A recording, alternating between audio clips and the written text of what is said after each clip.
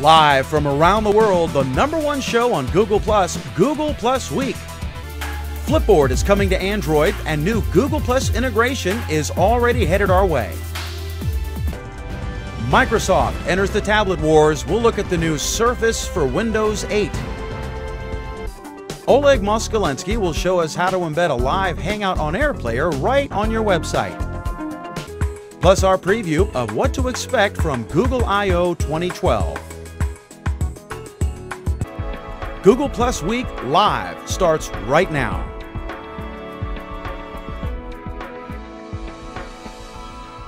And welcome and thank you for joining us for Google Plus Week. I'm Dan McDermott, your host. Our first topic is this amazing new Flipboard Android app. All of us non-Apple fanboys are discovering Flipboard for the first time, and it's really awesome. I'm very impressed with it. Not everyone is, I think, or some people haven't had a chance to play with it yet because they're busy with their jobs or their families, that kind of thing.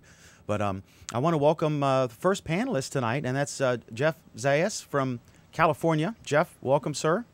Well, thank you so much. Glad to be on the show again. Let me do a quick shot over here of Flipboard, which I absolutely love. And then I think Brother Bruce Turner has a shot as well. So we'll do this one first. This is the look of Flipboard, and what it is it does what it says. It flips up and down, and it's basically a news reader or RSS reader, and it's an aggregator of all the different, if you want business or technology or just plain news. And the cool thing is it allows for integration into Google Plus. If I can get it right.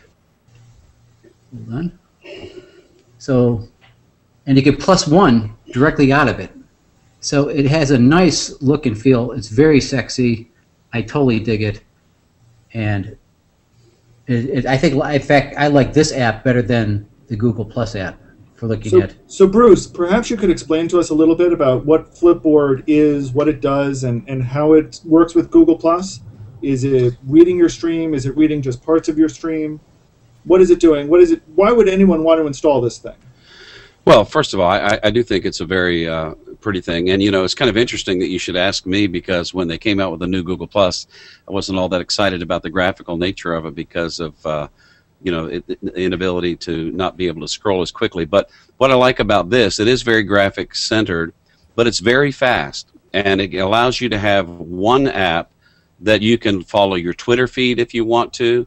You can follow Google Plus, Facebook, several other accounts that you can add to it, and it is very, very fast. As far as what it shows in Google Plus, it shows everything. In fact, if I go to my Google Plus, and I'll go ahead and give you a little camera switch here. If I go to where I have Google Plus, I have the opportunity to choose any of my streams. So if I tap up here, now let's see, I need to go back. Right, you can see that I can choose my circles, public places. If I do all circles, I can see all circles. If I want to choose a particular circle, I can do that as well. So it's kind of, I'm doing this upside down, you understand, but there we go. So I can go to my circles, and I can choose a particular circle if I want. If I do like Google Tips and Tricks, where it's got a lot of the Googlers in there, I can do that. Then it becomes very easy for me to flip through the different posts. I can tell you that these pictures actually load quicker in Flipboard than I think they actually load in the Google Plus app. And regarding Facebook, for those of you that still use Facebook, I found Flipboard to be a faster app than Facebook. The Facebook mobile app is horribly, horribly slow. So it's one app where you can follow a number of different things, including if I go back, I've got CNET on here, I've got TechCrunch on here, I've got Facebook, I've got Instagram. You can look how quick it is to follow Instagram, and I just flipped it for you. Nothing's been pre-cached here. I can look at all my friends' Instagram things, and there's a little heart thing down here. I know it's probably hard to see, but I can like it, right from there. So I think the fact that you have one app with all these accounts on it, cover stories is kind of interesting. It takes a little bit from everything of what you might assume would be the things that you would want to see. But when you go to news, it's just a quick way. In fact, I just got back from a business trip in Florida, And when I got dressed and went downstairs for the continental breakfast at the Fairfield Inn Marriott, this is the app that I wanted when I'm sitting there eating breakfast to quickly go through any one of a number of things. I can eat with one hand, have my iPhone on the other hand, check the news, check technology, check Twitter, check Google+, all in one place. So that's why I like it. What's the Twitter interface look like compared to? I didn't know you could read Twitter on there. Yeah. I can go ahead and show you that. I can go to my Twitter feed. Now, if I'm really wanting to do some serious Twitter looking, then I'm going to probably use the other Twitter app. Let me get here where I've got Twitter. Okay, here's Twitter. So, the nice thing about this is if somebody has a picture on their Twitter, it automatically shows up. So it's like one page, unless it's one page per tweet if they've got a photo on it. If they don't have a photo on it, then you're going to be able to see more tweets. So it's just a kind of a nice way, in a relaxing way to do it. And here's one with a picture on it. Here's one with 3 tweets on it. I'm not sure how legible that is for you to see. It looks pretty clear on my end. But if I want to use my normal Twitter app, where I can just kind of scroll through and see a bunch of them, easily, then I do that. But this is pretty sharp. This is. Bruce, are you doing this on iPhone or on Android? I'm doing this on an iPhone. Okay, because I think there is definitely a difference between the Android version and the iPhone version. Well, the Android looks pretty similar to me from here. Yeah, I had the beta a few days before, about 3 or 4 days before they went live. No, hold on a second. Bruce, how did you get to circles?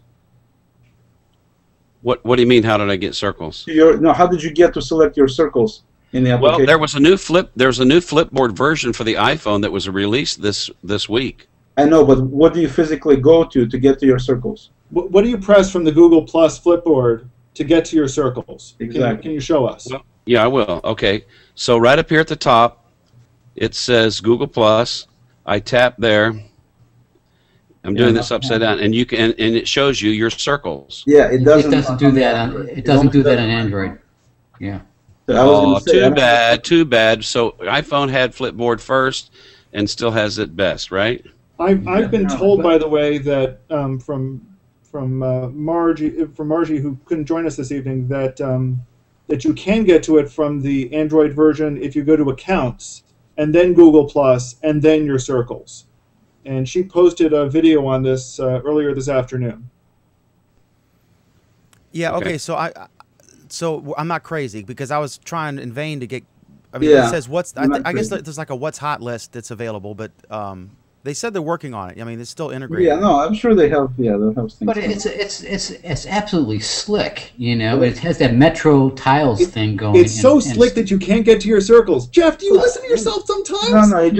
No. I gotta tell you, Alan, you haven't used it, right? You can't even get it on your phone. So since you cannot use it, you should be able to comment on how it's on the usability. Okay. So I can tell you, it's slicker than what you think it is. Here's what Alan was talking about. So if you go on your Flipboard, I don't know if I can show it to people here. Basically, if you go to your Flipboard account, like Alan stated, and you click on Accounts, then it comes up with a number of things, one of which is Google+. You can see this. There's Google+, there's Twitter, there's everything. So if you click on Google+, then it comes up with this, and as you can see, one of the options there, it says Your Circles. So it's not as slick or easy to get to as the iOS version, but you can get to it. And then you got your public posts, your post, what's hot, and all circles. So if I click on your circles, then it says fetching items, and then it comes up with all my circles. And then so if I then select a particular circle, like this one, then it shows me the circle name at the top of the screen, and then it comes up with the actual content below. Oleg, I'm trying to do what you did. That was on an Android device there, correct? Right, yeah. Okay, exactly. So from the main thing, what do I do? You click on the little red flag on the top right corner. You know what I'm talking about there? Yeah, I'm there. Okay. You click on the little red flag, and one of the things you have is got the Flipboard, then it's got Accounts. So you click on Accounts, and then under Accounts, you click on Google+. And I don't have that option. I have If I go to accounts, I have Guys, Twitter and Facebook. I do not have Google Plus. Guys, Margie Google posted Plus. a video on how to do this earlier today. You haven't added yet. That's why. You got to add under more. Yeah, you got to add it as one of the accounts and log in. Yeah.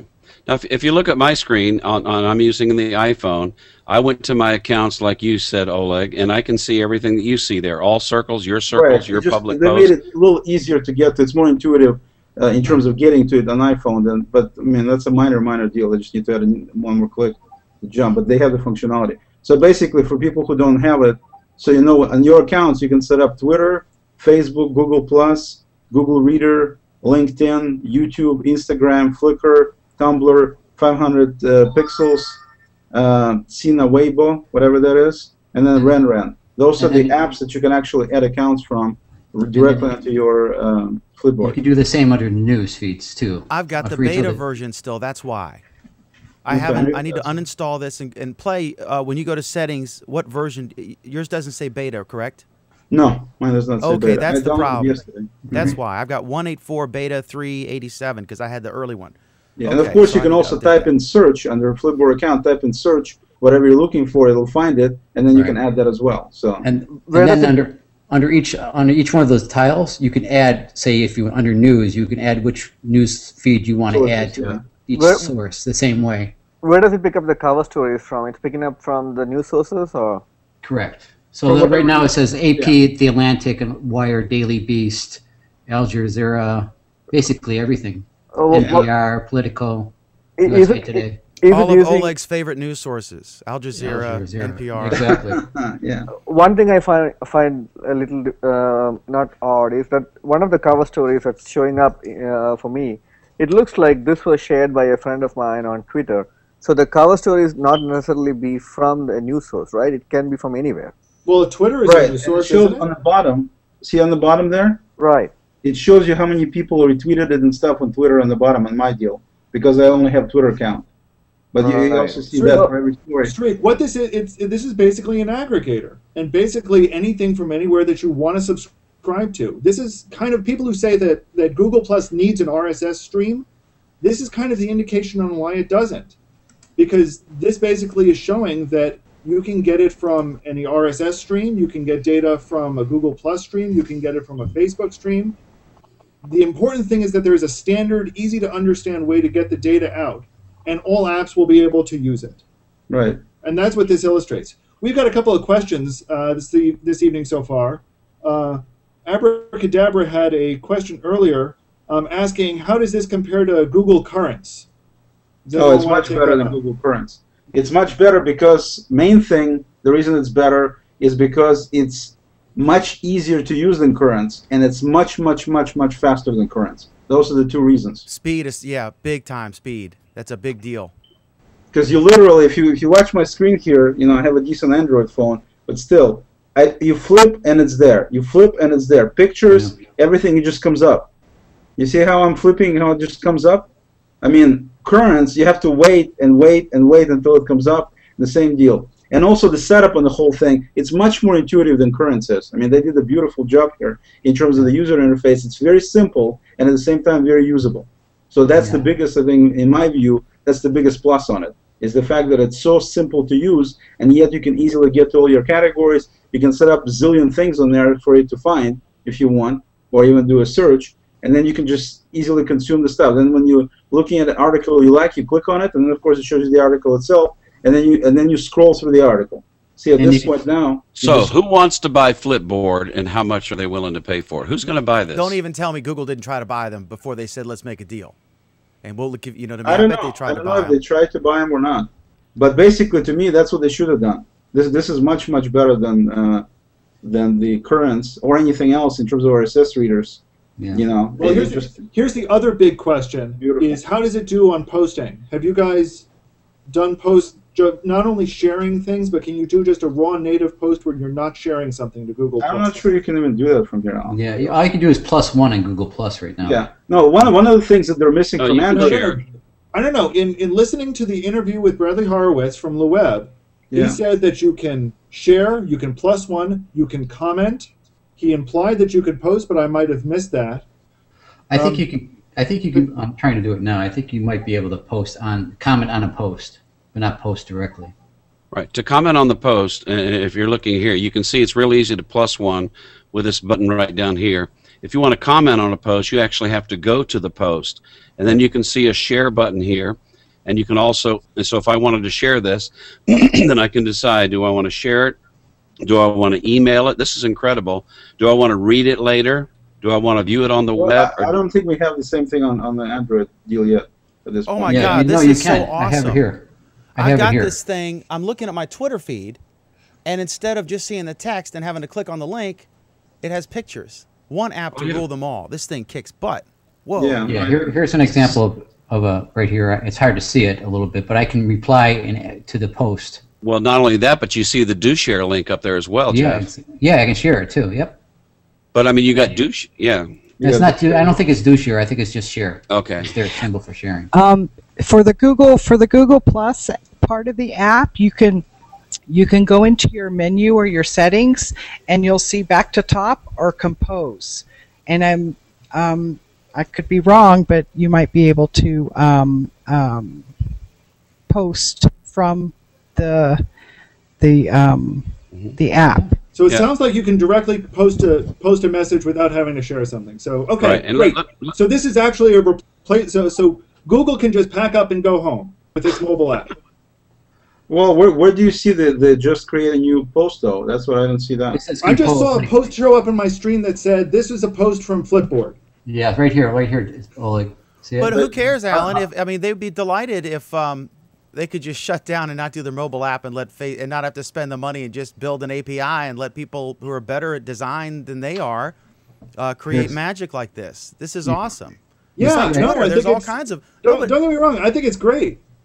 So Google should slow down. The Android version, go home. When I do a share, I see a screen that looks like this.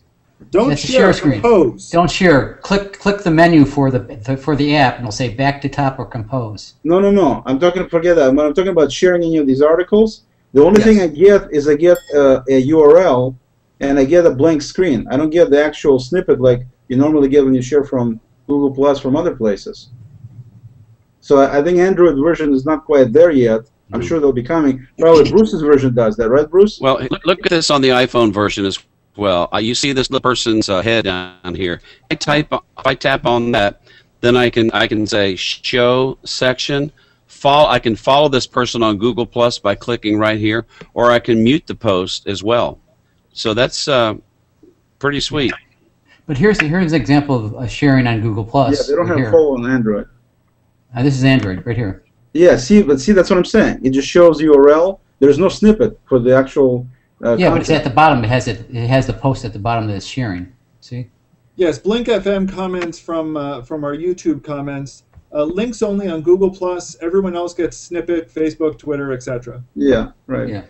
So they just don't have it quite done yet to the point that iOS is. Hi, Hermine. This thing is so freaking awesome. It is cool. It is definitely cool. I'm digging this big time. It's done well. One of the things, I was just testing this right now. I picked up an article from NextWeb or something and tried to share it on Google Plus as well as on Facebook. One of the things I've noticed about the custom extensions on Google Plus, trying to, you take a Google Plus article and try to save it share it to Facebook or something. It doesn't really post it really well. But if you look at how it posts on Facebook or how it posts on Google Plus, it looks awesome. It definitely says via Flipboard, but it looks awesome. The post is very, very good. Yeah, no, the thing that Sreek just shared. Take a look at my screen. It does include the snippet stuff. So by the time that it makes it to Google Plus, it has all of the snippet information. Just that you can't control it from Flipboard itself. It seems like. I see. That's the share. Yeah, that's the one. Yes. Right. Yep. It's amazing. I think it's really cool. Yeah. And this is one of the things I usually face because I want to share something and I want to post it in 3 different places, and here the sharing is so cool. Yeah. Well. It is it's kind of all of a sudden Bruce is right. It's a replacement for Tweetcaster or for for Google Reader. Google Plus. Oh, absolutely. My gosh. It also, if you can see my screen, it also has share link, email link, read later. Read later, I think it's going to connect you to. You should have an account on Instapaper, Pocket, or Readability, right? Yeah. And it's absolutely amazing on the iPad, and I would imagine on the Android tablet as well. Whatever, fanboy. Whatever. We are at least a couple of Apple fanboys here. Bruce. That's why Yes, we do sir. the show, so we can train the Apple people. Sorry, Ole, go ahead. No, just I was gonna say that, you know, when it came out on iOS, everybody commented that it was a phenomenal app, and, you know, obviously people cried that they didn't release it on Android. So it's not really a surprise that it's as good as it is on Android. And no, I'm looking at an ad I just posted. I mean, shared from it. Yeah, it looks very nice. We have an interesting question from Shades WV. He asks, does Flipboard filter anything? In Facebook, sometimes things don't appear in my feed that I later find are there. Some posts have shown on the mobile version of Facebook that I don't see on the desktop. And I think this is an issue that we've talked about very frequently on Facebook, that they're quite happy to, you know, filter your feed or, you know, have other ways to coerce you to get your stories. Does anyone have any knowledge about this? No, but that's an excellent question. How does Flipboard curate all these choices? If I choose 7 or 8 of those news sources, in what order do they set them up, and which do they exclude? You know, you know, it'd be interesting to keep flipping and flipping and flipping and flipping and flipping to see what you might ultimately get. But I don't know the answer to that question. But it is an excellent question. I just did a quick refresh on my Google Plus page versus the Flipboard, and it's pretty well in sync here. Yeah, I refresh them. Yeah, it's right on. I'm checking right now. It's right on the money. It's pretty on the money. Before you all move on, how do I get Flipboard added to? I mean, Google Plus added to my Flipboard. It's not showing under accounts on either my iPhone or my iPad. Okay, what you do. First, what version? Do you have the beta version or do you have the general version? It works for both versions. Not in the Android beta. If you were in the private he said beta. iPhone, Dan. iPhone guy. Pay attention, Dan. He said iPhone. Okay, I learned this today, and on the Android and the iPhone, you have to scroll all the way to the end to where you don't have any more accounts, and you tap on the box that says More. When you tap on the More at the very end, then you'll see accounts as a selection, and then you'll see the account options that you have to add. I've already added Twitter, Facebook, Google Plus, and when Instagram. I get down to the bottom, I go past all the accounts I already have installed, and then it says Add Account, and it just has 2 possibilities here, neither of which are Google Plus, and there is no more. Do you have Google Plus loaded on your phone? See, can you see it? But you don't have the Google Plus app on your phone, do you? Yeah, I have do. it. Yeah, but I mean that shouldn't have anything to do with Flipboard, should it? It should not. Yeah. And it's not showing because up under you would accounts enter on my in your- iPad either. Did you try clicking on the red button once you got down there? There is no red button. There's just Add Account, and there's 2 choices. You mean the red the red tag. No, that just makes it go away. If I click this, okay, I'm in and I go to Accounts, and then I don't know if you can see that or not. I scroll down. Oh, now it's there. Now it appears there. Okay, it refreshed. Wow. Cool. And then YouTube appeared there too. It wasn't there before. We had another comment from our YouTube stream, again from Shades WV. Does it show everything in your stream if you selected all circles, or is it just a sample? I guess that's a follow-up from the same question as before. It seems to be, yes. I'm looking through my stream, and on the Flipboard it's exactly the same thing. Everything I'm seeing there, I'm seeing here. Yep. So, okay, I think for once we can actually say we are all in agreement that this is an awesome tool. It is. Yeah, absolutely. very much so. Especially considering it's version 1 on Android, they did a phenomenal job. And it just came out today, right? I mean, come on. For Android, anyways. Here's my question, though. What would Google gain by buying this? I think it is. They can replace their RSS reader. They'd probably screw it up. With a much nicer version. That's what they would. No, I'm saying, how is Flipboard making money? How are they Yes. making money? Don't know. They deliver ads.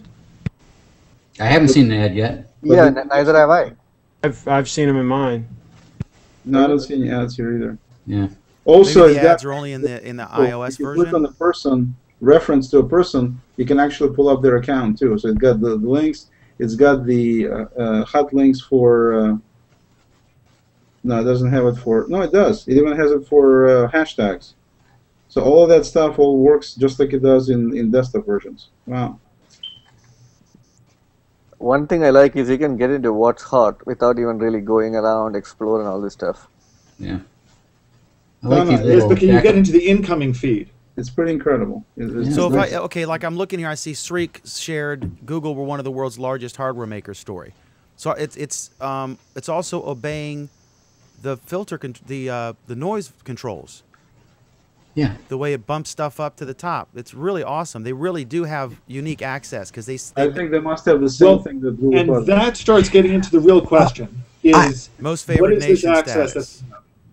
Just to let you guys know, if you have both Twitter and Facebook and Google Plus, and you go down to post, comment, or whatever, it will automatically go to your Twitter first. So I had to actually sign out of Twitter in order to get it to sign or to post to Google Plus.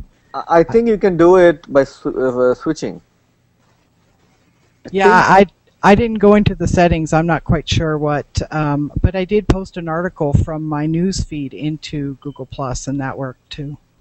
You're saying that if you open a Google Plus post on Flipboard and if you want to put a comment in there, you have to sign out of Twitter? No, what I'm saying is if you want to post something original or post an article or something, and you go to post, it defaulted to my Twitter account. I had to actually sign out of Twitter. Oh, if you in just click on the Twitter, it'll give you the option. You can switch into Google Plus or whichever you want. Yeah. Okay. And also, the different One languages. more thing. On my iPad, it's in the same situation as the other one was, where the only two accounts I can add are these two here, and the Google Plus isn't showing up. So I think I have to update this app. Yeah, probably. But anyway, Russian seems to work just fine. So they got the languages down. +1 works. No, it's a great little app. It's a great I little got a app. question. When you let's say I want to share something, it says I can share it through here, or I can share it through an app. Like I could bring it into the Google Plus app versus sharing it directly here. Yeah, I guess you can't choose what circles it's going to send it to. It just says your circles. It doesn't appear to allow me to say public or not, or to choose a circle. Maybe you have to select the circles first, and then when you share it, it goes there. You can Yeah. try that. So it did that for me as well, and one of your circles is actually public. So if you click through, there should be public, and then you can click it, and then all your posts will be public.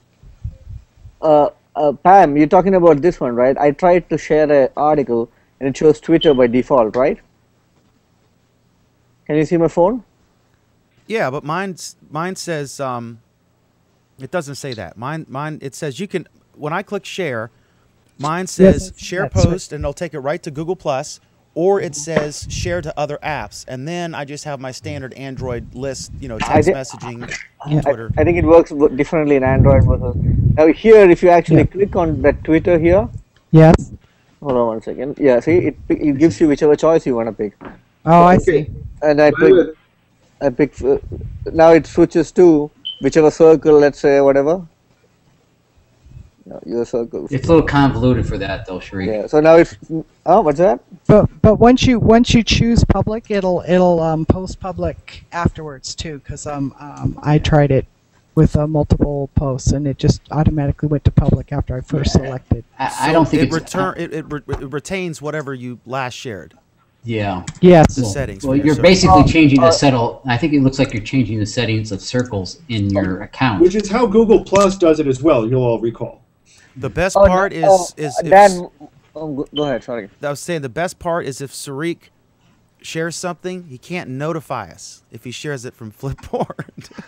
He can't Sariq spam us. I can He try has to that. go to the. I'm sure they'll build in a feature for Streak. So you can. No, I'm kidding, Streak. I like all your. But if you do the share and to others, you can actually type in. No, Dan, it works. It works with the circles, everything, just like Google Plus does. It does. But you can't notify. If I want to notify. Well, no, notification I'm sure will be the same. I'm just saying you select the circles you want to share it with, exactly the same way as you do in Google Plus. Can you do a plus mention as well as a pick individual user as opposed to a circle? I doubt it. I'm sure you can. Yeah, it looks like it's the sharing part of Android that's the same for all the applications. So it looks like it works exactly the same way. Right. I mean, if you can plus mention, you can notify anyway. But in the sharing part, I only saw circles. I didn't find a place to pick users. No, right here. Look, I got an article here, right? Okay. Can you see this? So no, come a little closer. So I got this Flipboard article right there. If I long click on it, it comes up with a deal that says share link or share to other apps. Right. So if I select share to other apps and then select Google Plus, then it gives me the article inside. It gives me the snippet on the bottom, but also it comes up with the public. If you can see it, see at the top there it says public. Mm-hmm. And if I type in something like, for example, family, I got a circle called family. If I just type in FA, as you can see, it drops down, and it's got family and my other circles in there. So but can you pick a person? I can type in anybody I want. I can type in Sreek. Try that. But that's, yeah. Yeah, you can type an email. I mean, it's just like you say a regular post, yeah. So I can still plus mention Dan, right? That's good. Right. You can definitely do that. Absolutely. This is epic. This is so cool. With your deal. Yeah. I can't find the show in here. I've checked both the Google Plus and YouTube in Flipboard, and I can't find this show.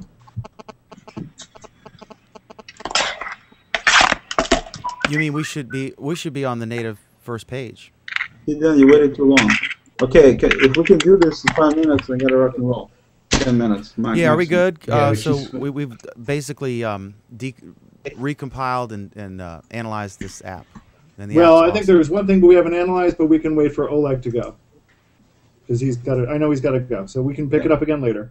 Okay. Oleg, I guess you have an epic thing, and one of the problems, a lot of us, it's a hassle. Like all the stuff I have to do when we start the show, it's a hassle for me to get all that stuff because I can't do it ahead of time. So what you've created, correct me if I'm wrong, it's sort of a set it and forget it, that whenever you're live, if someone's like, let's say they're on your page reading news stories or blog comments or whatever, and you switch that live button on, you could have a player in one of your columns on WordPress or whatever, and it will start going live. It'll pick it up, right? Yeah, basically, kind of, almost. Basically, it's a little utility that they put together. It's nothing fancy or nothing complicated or difficult, but it's a little utility that makes your life a little bit easier because every time you do a Hangouts on Air, for example, you have a different URL for the player. It gives you a unique URL. And so if you have a website where you want to show that particular show every week when it occurs, to have it on your website, in addition to wherever else you might have it, then it's a hassle because you got to fix the code of your page on your website. Like if you let me do a screen share on my video page here, if you could please show that. As you can see right now, in fact, let me share the whole desktop. If I share the desktop here, you can see right now I got this video page up from my website. It's got a couple of videos on it, right? And so the idea is that every week when you do your show, you want this video to change. But to change, I have to edit some HTML code. I gotta usually do it on my end, then I have to FTP to my web server so people can see it. So what I did basically wrote a little utility that makes that part of it easier, because at that point the only thing that needs to happen is when you start an HOA, we'll do a specific example, it gives you a button called embed on the top right side, correct? Yeah? Yes. Okay, so when you click on that embed, what I'm going to do is actually going to go to YouTube for a second, and I'm simply going to grab a video. Just 1 second here, let me pull up YouTube, and YouTube is not coming up, come on. And come on in a second. So you basically find the video you want, robot dance, how's that? That's a good video here as well. So here's the video, and in my case, you click on embed, and it will give you the code you need. In my case, I'm going to actually find it by going to this video. I'm going to click on share here, and I'm going to click, after you click on share on YouTube, you click on embed, and it gives you the code for embedding that video. So you just simply copy and paste. I mean, you copy, you don't paste, you copy. It's not this. So you copy this code. If you do Hangouts on Air, you simply click on embed button there. It gives you the same kind of code that you need. So that's step one. You get your embed code.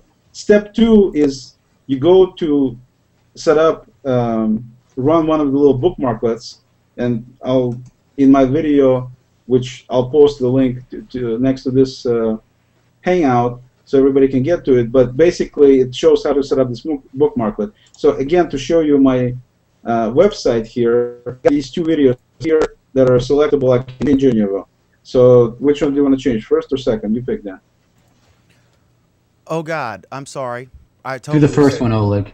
Do the first one. I'm with Jeff. Yep. So you're looking at that. So we want to change the first video. All I have to do is pull down the little pull down here, and I got the embed video. It's here. It says top slot and second slot. So we're going to change the top slot. So I'm going to click on this bookmarklet. That's the second step. You just click on the bookmarklet. Then it comes up with a little requester where you simply hit Control-V to paste what you copied earlier. You click OK, and if everything worked OK, then this page will refresh. Now, here, as you can see, we have robot dance video, not that video I had before. So just couple of strokes, couple of that, and now my page shows the robot dance thing. I know Craig is watching that intently, as is Ermine.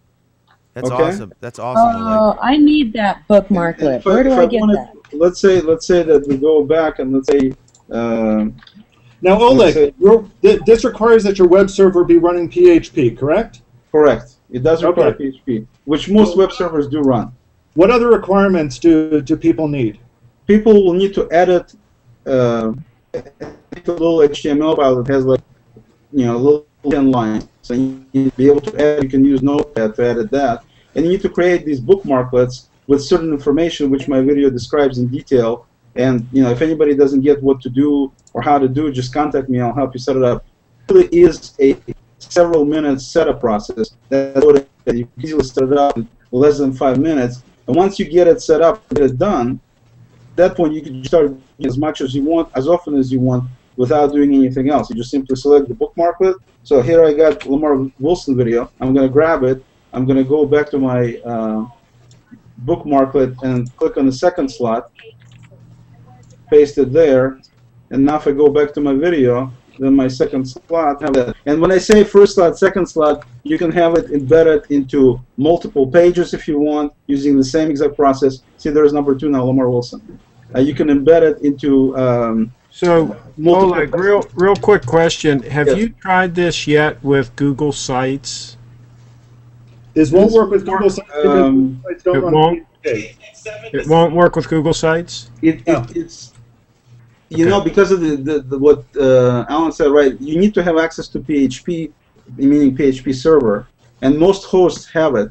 In terms of Google Sites, I don't know what kind of access they give you. I can't answer that 100%. I don't know, Craig. I can't tell you. Craig, the basic idea is that you need to be able to have a way to create your own embedded files that can be loaded in. And there are some other dynamic tools that either Google Sites or some other sites can use. But the exact method that Oleg outlines here isn't available for Google Sites because it doesn't run PHP. So there might be a workaround for Google Sites, is what you're saying. There are other similar solutions that should be available. And you keep in mind, also people do this stuff in blogs. In blogs, you don't need anything like this because you can just easily insert the video. You just grab the embed code, you dump it into your blog, you're done. So this is really for people who have websites, and then they want to put, you know, their videos on these websites and be able to. Yeah, but it would also be good, like, for example, if you have multiple blogs and you want to put this, shoot this out, right? Because the idea here is you could embed it in 10 different websites simultaneously. You could. So that's the whole premise. It's something that you're doing. If you're doing it once, it doesn't make any sense to use this kind of utility because you did it. You took a little bit of time to do it here. You took a little bit of time to do it there. If you know what you're doing, it's no big deal. But if you're doing it repetitive, like, for example, if Dan has a website where he puts the weekly show on, and every week he has to go and do it. This kind of little utility tool makes it much easier to simply click on embed. You basically making a couple of clicks and a couple of one copy and one paste. You're done. Okay, so one last question. Yeah. How hard would it be to modify the code so that when you do that process, it automatically puts the same video on 10 different websites? It's anything can be done. I used to say anything, as long as it doesn't need to talk and walk, you can do it. Now you can even do things so they walk and talk too. But you can do it, but you'll need to basically write. It'll be a different process than what I got. Let's put it this way, without going through all of But if I talk to my programmers and they see what you've done, they'll probably be able to figure out how to do it so it does at 10 sites, right? It depends on how your sites are set up and what. It depends on a lot of things. But as long as they can do something that does a server-side include of data, they should be able to take. Okay, I don't know what that was. I think that was Oleg being attacked by violent static. Well, I'm sure it'll be doable. Craig, it's one of these deals. It was specifically written for people who are not that savvy when it comes to editing HTML and doing things, but they have a website and they want to be able to have this functionality. For people who know what they're doing, it's not that big of a deal. I'm telling you, it's like 10 lines of code, and the bookmark is a single line. It's not that much stuff that it's doing, but it's a convenience. You can see it's a convenient thing to use. So because it has such a small amount of code needed to make it happen, for people who don't really do programming and stuff, for them it's a useful utility. That's all. Yeah. So it's for Apple users. No. Yes, and I'm an Apple user. Thank you very much. Any other questions before I depart? I'm loving it. Oleg, what's the link to the video? Please tell us. Yeah, the link to the video I'll post on this thing in a comment in a second, and you'll have it. Okay. Okay? Thank you. Thank you, everybody. I'll try to Great job, Oleg. Sure. Good job. Great Thanks, job. Oleg. So we'll hold the Microsoft thing until Oleg. Is Oleg coming back? The plan is that yes, but we'll see. Yeah. Okay. Okay. Hold it till the end. Awesome. So that's I got one quick flip. Okay, Pam, you're still here, right? Go ahead. Okay. Does anyone know with the Android app on Flipboard, if I'm not in Google Plus Stream, I'm just like reading the news, right? And I see a story and I want to share it. By default, it wants to share it to Twitter. How do you change that to Google Plus? Pam said she did it. I think it is in the order. If you look at your accounts, for example. Oh, okay. But for me, the default order. For me, it shows Twitter at the top, and it's always Twitter. So I'm trying to figure out how can I change the order. It would make sense, though, if you're in Google Plus, you want to share it in that stream. So hopefully that would take place. Maybe one of the commenters can. I don't know how you switch the. I don't know either. Dan, I had to sign out of Twitter. On the Flipboard account, I had to sign out of Twitter to remove it so that it would go to Google Plus. Otherwise, it kept wanting to go to Twitter. So you can't read your stream then? Your Twitter stream? So I'll play with it while you guys continue talking and see if I can figure out how to do it. Okay. You know what I mean? As the show goes on, I'll mess around with it. And also, what is SpreeCast? Somebody's beating me up to check that out. It's another I video checked it conference out. tool. It's a dog. I wouldn't say it's a dog. I think there's some aspects of it that are a dog, but It allows It's a like dog with fleas. It's a producer type environment. You'd have up to 4 people in a video stream. And I think they're giving some people more bandwidth, adjust it while they're ramping up. But you'll look at some shows like The Blaze, and the video was really good on all 4 of them, but on others it wasn't as good. Yeah. But what it allows is multiple thumbnails at the bottom, so you can bring up anyone else you want. It's not limited to 10, like in Google Plus. So you can have a lot more, and then you can queue them up, and then you can bring them into the stream. But you're only allowed to have 4 active in the stream at one time. Okay, Mike Elgin was playing with that the other week, and it was it seemed interesting. It seemed like that other product that we had been trying out a month or two ago. And there's no camera switching. No, but you know what there is. They can you can have someone like in a producer environment. They can authorize the comments that are shown, bring up the next person, things like that. So they can preview stuff before it becomes active, which is nice. Dan, I can't answer your question on the iPhone. If you go to your Flipboard account, and I don't know if you if this is easy to see. Let me bring up myself so I can get the right angle on this. Boy, it's really hard to do this. But there is a little button at the right-hand corner that you click. It's got a pencil in it where you want to compose a post. And then there's a drop-down at the top. It says Bruce Turner, and it's set towards Twitter. If I tap that, then I have the option to check where I want that post to go. I can check Twitter, Facebook, and Google+, or I can uncheck any of them that I don't want it to go to. I think the question was, how do we make it by default Google+, right, Dan? Well, then uncheck I think Twitter. He's saying and just, that, yeah. Yeah, so it'll remember that setting as well. Correct. Yeah, but I think the difference is Bruce, you logged in, you set up an account with Flipboard, right? Oh, yes. Yeah, so I think you need to do that, Dan, and then you can probably look at doing that option. I have an account there, so if I go to the little write a post thing, it's going to Twitter. Okay, but at the top, click your name. If it's the same as the iPhone, there's a little drop down that will come out where you can choose whether you want it to go to Twitter, Facebook, or Google+. You know, see, I can't do it. I don't post to Twitter or anything like that. So it'll retain that setting the next time I want to share something. Well, I don't know. I haven't. I'm in the discovery mode like Pam is right now. It's still awesome, quirks and all. Absolutely. Yeah, Yeah. this Here's rocks. something really. I got to tell you something really awesome. I just updated my app on my iPad, and I went in and I went to accounts, and Google Plus was already installed. It somehow knew, I guess because I had Google Reader installed or something, I don't know. It went and got my Google Plus and put it in here. I didn't do a daggone thing. Either that or it knew I put it on my iPhone. I don't know. Maybe Flipboard is a cloud. Maybe it's communicating that it knows I added it to my iPhone just now. You must have, right? There's no Because other it wasn't explanation. on here before. Yeah. That's really bizarre. Okay, I want to say we've got on the SpreeCast thing.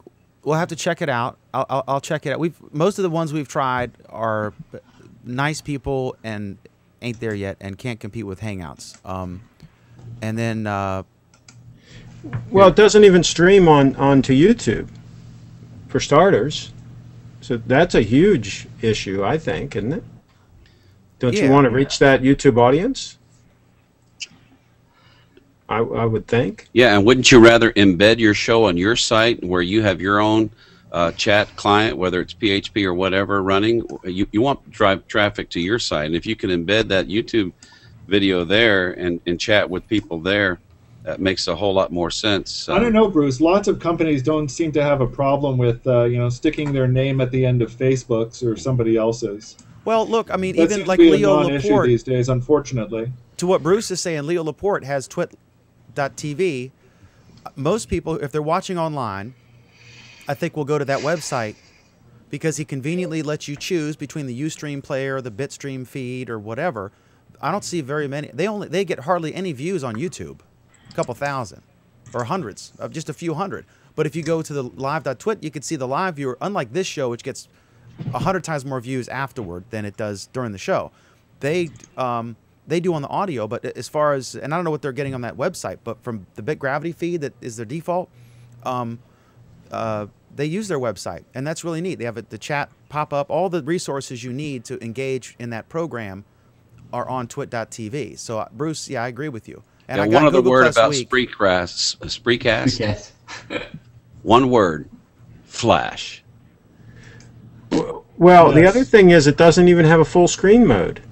I'm sorry, I'm not going to sit there and watch a long show. At least I couldn't find a full screen mode when I was playing with it. I'm not going to sit there and watch a whole show in a little tiny screen if I want to watch a show. Hold on. Okay, so I want to say to Paige and Pamela from shout out to them from the show Pageant Live, which is a show that Craig's involved in. He gets to hang out with all these beauty queens. It's tough duty. It is, indeed. It is tough. But he's a trooper. And then, yeah, we'll check this out, James. You're obviously an advocate there. Dan, I challenge you to do a show on SpreeCast and learn for yourself what it is. As a producer, you'll see the benefit. I will check it out. And then picking up... Mike Downs spent a couple of days playing with SpreeCast, and his impression was that it was okay, but it seemed very much like it was targeted for networks and producers and some incredibly structured shows, which is fine if that's your goal. I think it's a fairly niche audience, though. And as Bruce noted, it's Flash dependent right now, which is a non-starter these days. Leo uses SpreeCast. You can... Okay, well, I'll check it out for sure. We did that but before. Leo, the thing you got to realize about Leo Laporte is he tries out everything. And in the beginning, a lot of times he's very excited about a product, and he uses it for a while, and then after a few months, you don't hear about it again. Well, and he was all over Audio Boo, using it all the time, and I don't think he's done an Audio Boo now for a year. So you can't gauge anything by what he uses, because he uses everything and then gives up on 90% of what he When tries. they did their show on WWDC, he did a Google Hangout in conjunction with his Mac Break Weekly crew. And so, you know, Hangouts is definitely preferred, I believe. Okay, so we'll check it out and see and defend ourselves, I guess. But anyway, okay, so what's up next, Alan? We've got, we'll wait for Oleg before we talk about, we're going to talk about Microsoft's new Surface for Windows 8, but I know Oleg wants to, or should we do that now and Oleg can just chime in on it? No, we can wait for Oleg. Okay. All right, so, yeah, because they're right near him over in Washington State. All right, I guess George Takei, the awesome Star Trek guy. Takei Tuesday. The Asian one. From the original Star Trek series, who is, I guess he blew up on Google Plus and he only had one post. Tell me what the whole deal. At least he filled his profile out, or staff did. The whole deal here, he's been on Facebook and Twitter for quite some time now, and he's fairly well known there, mostly for reposting memes that had been floating around the internet for days, weeks, months, or years. But he also posts a lot about about his causes, the things he's active about, and he tends to interact at least a little bit with his fans on there. So a lot of people have been trying to get him over here, and Stephanie Van Pelt, I think I just mangled her name actually, started up a drive to get Takei Tuesday trending on Google Plus. Last Tuesday, and it did get trending enough that he noticed it. In fact, he noticed that it was trending on Twitter as well, where they were talking about him coming to Google Plus. And he posted on Facebook that his partner didn't think that they could get 250,000 users on Google Plus, and that if he did, that he would start regularly posting here. As of the last time I checked, and I meant to check just before the show this evening to see how he was doing. So if you give me a moment, I can bring up his account, and he is now up to a whopping 60,000 people have him in his circles. And this is after he's been placed on the suggested user list. He's now made a whole 3 posts, I think. Yes, 3 posts on Google Plus. He's been recognized by Vic Gundotra as being here, so he's the celebrity du jour to come over to Google Plus, sort of. Who is? George Takei, Star Trek, Sulu. Sulu, yes. Yeah, he's up to how many people are following him now? I followed him the other day. 60,000. Yeah, wow, he's doing great. Yeah. 60,000 is doing great. Okay. Well, are you kidding me? For a week? Yeah. How many do you have, Ellen, for a day? How many movies have I been in? How But big that's an not the point. advocate The for point anything is- am I am? No, I'm a no, no. yeah, no, I'm what saying they get about 50,000. Back in the day, now it's less. But back in the day, the suggested user list, they would get 50, 60,000 a week ads. And then they changed it some to where, like, you'll go to technology or entertainers or whatever, and now you can see a mini stream of just that circle's posts. And so people can be a little more selective. So when they did that, it was better because you got more quality followers, but it resulted in a quantity decrease. But here's the thing. We were able to get him on the trending list on Google+. So are we saying that it takes less than 60,000 people to get something on the trending list? Is that the lesson we just learned here? No, I think Well, that's 60,000 people that click to follow. That doesn't necessarily that mean doesn't that they were mean they're trending. Exactly. Right. So it takes less than 60,000 people to get something trending on Google+. No, No, it's not that either, yeah.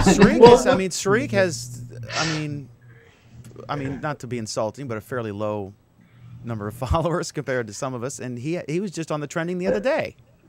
It's about how good the post is, how quickly you get plus. If you put a post up and it immediately gets shared 6 times or 10 times or whatever. I think they have some kind of an algorithm depending on how many pluses you get, as well as how many shares, how fast it goes viral, and activity on that comments. I think they have some kind of an algorithm which figures out. And then it is not just about number of shares, because I've seen.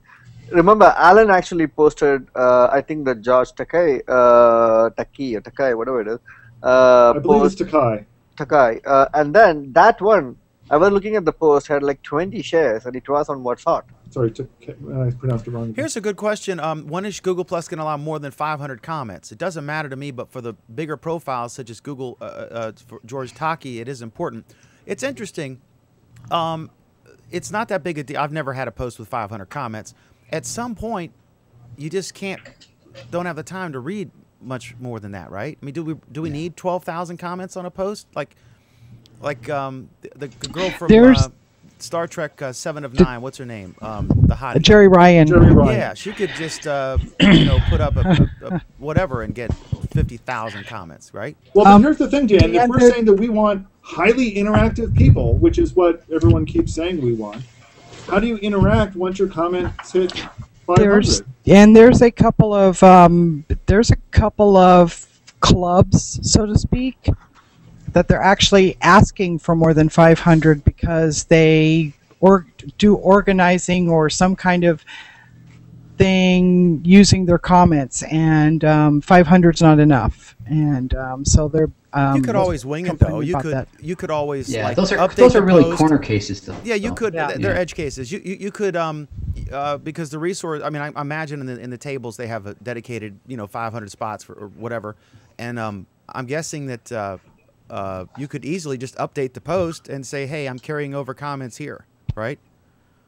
Yeah, but now that puts up another post and that starts spamming your people with either the same content or meaningless content or what, you can't say that it's an edge case.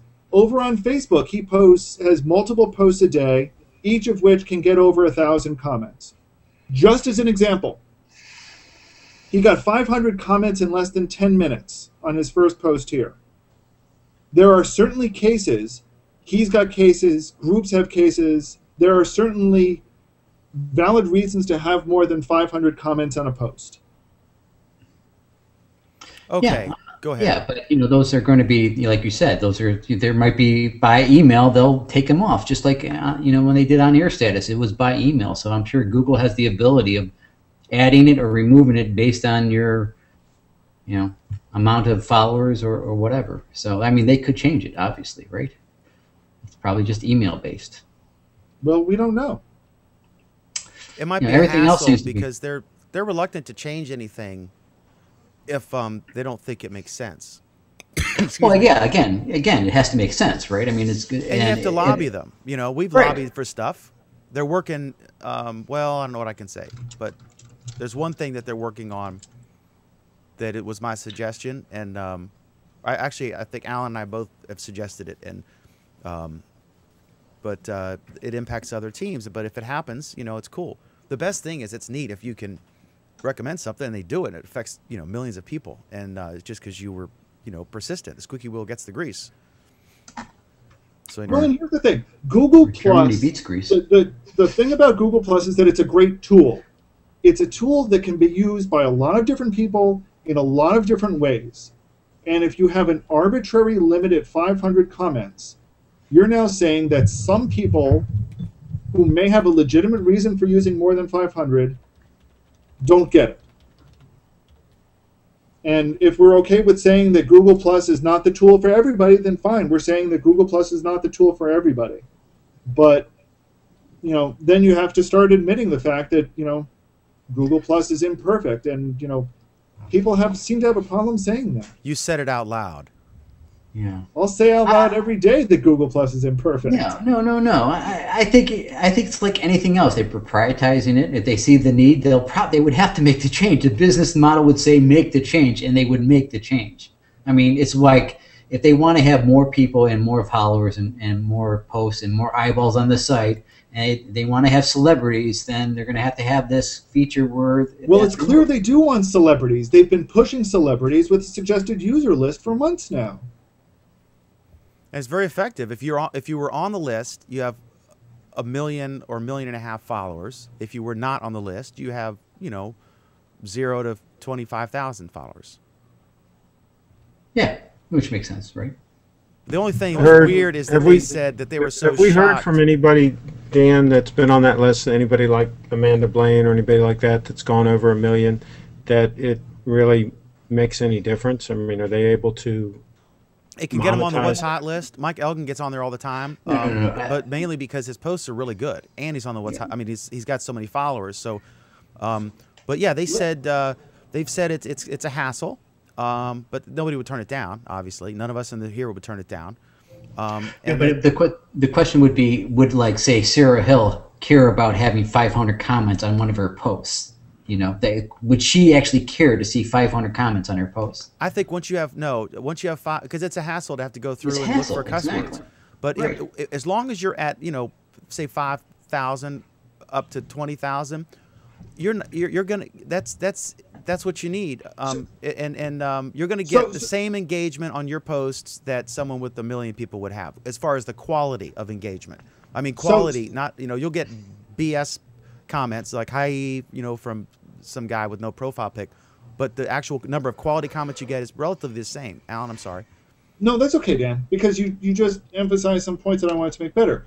But you're saying that you're going to get these high quality posts, but you're not going to be able to read them. You're not going to be able to reply to them.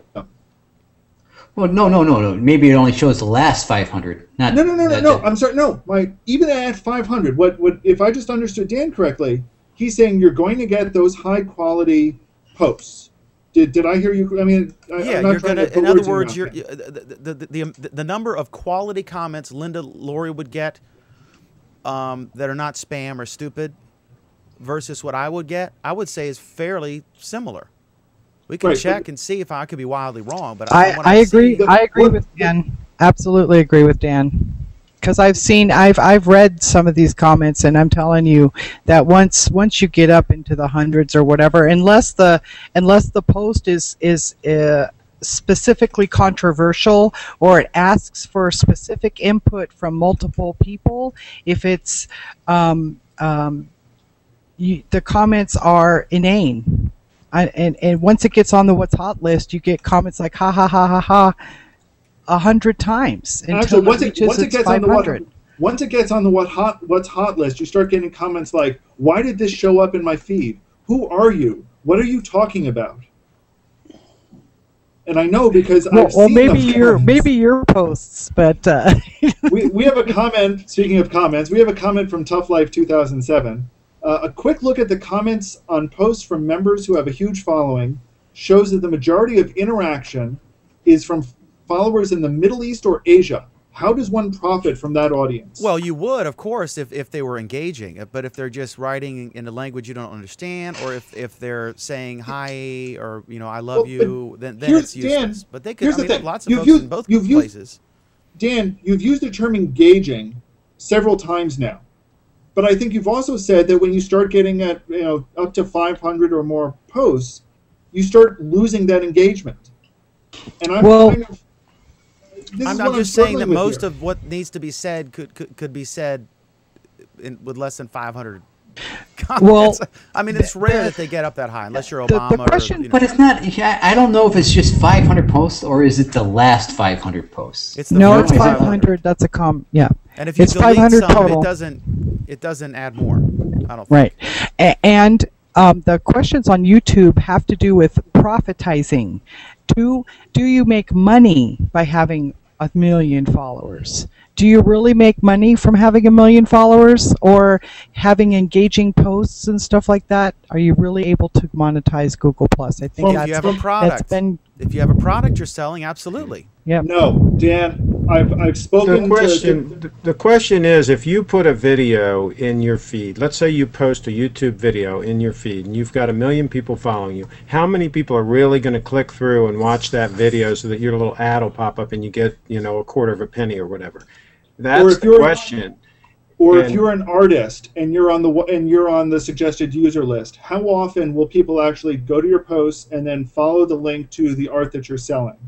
I think that when Guy Kawasaki says, I got a new book, and he posts it to 1.5 million followers, and then it gets on the What's Hot list, and the post gets read by 30 million people, I think he's going to sell some books.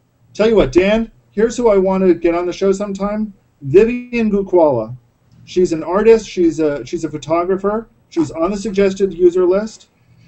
And she wrote a post about 2 weeks ago talking about how selling stuff online has been a dismal failure.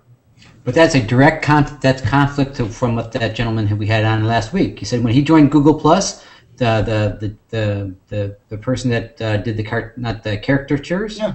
he said his business took off. It depends what your product is and how popular it is, how mainstream popular it is. If Guy Kawasaki writes a book, no offense to any of the artists on here, but with a few exceptions like Trey Ratcliffe, it's not their stuff's not as popular as a book. I'd have to agree. Yep, I'm not going to spend $2,000 or $3,000 on a piece of art that I see online. I have to see it in person and look at it, and touch it, and absorb it. I'm just not going to do that online. But I might buy a print from Trey Ratcliffe online. If the product is good, it's just about. I mean, look, if the product is mainstream, it's really cool. You're just exposing it to 1.5 million people. Exactly, and it's free to expose it. You're not exposing it to 1.5 million people because the issue is this: if I've got 1.5 million people following me and I post something in my stream, only a small percentage of those people are probably going to see that. They don't all sit there waiting with bated breath to see what I'm going to post just because they're following me. They're out at lunch or they're out doing something else, and the stream is moving. It's gone. You haven't trained your followers like some people. Craig? No, I'm just kidding. I'm just kidding. I, for example, check Dan's stream and check his stuff, but I don't see everything he posts. But I check it fairly often. But Craig, I can only do that for a few people. But Craig, there's different tools out there that allow you to time it, right? There's like DoShare, right? That you can time your posts to where most of your followers are watching, right, or online. And there's tricks to do that, obviously. And there's Social Bro that does that knows when most of your followers are online to release a posting and things like that. So there's ways to slay that dragon. No, none of us would turn that down. Nobody in this room would turn down being on the suggested user list. What it does is I mean, however many people see my posts at 16,000 followers, there's no word other than follower to use. People who circled you. But versus 1.5 million, I mean, that's 100 times more. So there's much greater chance. If Mike Elgin only had 15,000 followers, he wouldn't be in the What's Hot list all the time like he is. I mean, his posts are fantastic. But if it's the tree that fell in the forest and nobody heard, it's not going to get on the What's Hot list. So if it gets in when Guy Kawasaki does something, I mean, he could, fart and it's going to be on the What's Hot list. You know what I mean? Because he has so many followers and people like his stuff. I guess the distinction I'm trying to make is that it's not like you've got a television show that you're broadcasting and you've got 1.5 million people sitting there watching. It's something going by in a stream amongst a whole bunch of other things from other people that they're also following, that you've got a chance of them maybe seeing it. Mm-hmm. So it's not the same thing. So I just think it is the same thing. It's what it does though, Craig. You're right. But it gives you, if you have 1.5 million followers, if you do a good post, it's likely to be in the What's Hot list, more likely than if we did an epic post, right? So Sreek's done some great posts. He's been in the What's Hot list once. I've been in, I don't know how many, a handful of times. But if Mike Elgin does an epic post, it's guaranteed to be in the What's Hot list, and then it's going to be shared 300, 400 times, and then many, many people will see that post. Yeah, and isn't the idea is if your posts are to drive, occasionally to drive some action to your website, isn't that what you want, Craig? You'd want that to take place. People see your post and then go to your website. I'm not a good example because my websites are local, and so I really want people that are focused on the areas where I am doing business. I don't want a lot of ancillary traffic that's just going to jam up my servers and I'm not going to make any money off of. So I'm not a good example. For my website, like Frederick.com, I want people in Frederick County coming to that site. And so it's a different issue. But if I had a book that I was selling, like Dan said, and I wanted to sell it to everybody in the world, then absolutely I'd want to reach out to anybody and everybody and have them come to the website. Yeah. Okay, so we all agree. Next is Twitter crashes, Google Plus users snub refugees. What? You're not, as a professional headline writer, I got to tell you. That's link bait. Is it link bait? No, it's not. The new thing they said, they were talking about comment bait, which I'd never heard before. But they said there was a post as an example about Gawker, their changes to their comment thing. And they said, here's a typical Gawker comment bait story. I am a gay Mormon, and I've been happily married for 15 years, or something like that. You just know that people are going to argue. But I forget what it was. It's funny. Okay, so explain yourself here. Defend yourself, Priz. I don't know. Was there? I'm joking. You're the one telling me I'm a lousy headline writer. I think that's a lot more interesting than Microsoft Surface. No, right. The story. And I'll be honest. My headline was tamer than the headline that BuzzFeed actually used, which I didn't think was appropriate for this show. But the story is, when was it? Yesterday, day before? Twitter was down. Twitter had an extended outage, in fact, and a lot of people, naturally abandoned Twitter because they got tired of hitting reload and it not working, and came to Google Plus and announced the fact, hey, Twitter is down, and started talking about the fact that Twitter is down. And apparently a number of Google Plus users were basically like, shut up, stop talking about it. And, it's kind of, okay, fine. Let's focus on what you like here. Let's talk about the things that you would be talking about on Twitter here. But part of it also is, Twitter's down. You guys don't have to smack them around all over the place. It's a couple of people have pointed out how this is yet another example of Google Plus users acting elitist about the environment that we in. And folks, Twitter's a tool. Google Plus is a tool. Just use the tool. Stop trying to tell somebody else that they're wrong. Because I'll be honest, I'm getting tired of this hostile environment that we seem to be creating for other people. If we want them to be here, let's be inviting when they come here. Yeah. Did anybody else hear any of this? The elitists don't want them to come here. That's the point. The only things I saw was, that just highlighting the posts that Twitter was down and they had this cascading bug that didn't seem, and it was just like kind of beating them a little bit, saying, but it's a moment in time. That's all it is. It's no big deal. It's absolutely no big deal. In my mind. That's just me. I think, my biggest concern is that once again, here's a case where if we don't welcome the people here, They're not going to want to come here. They're not going to want to stay here. They're going to perpetuate the fact that Google Plus is a ghost town. It's this perception problem that we keep fighting. But they keep. There was some stupid story again today or yesterday that it's more evidence that it's a ghost town. Even it was on Drudge Report of all places, which gets a billion hits a minute. Your hero.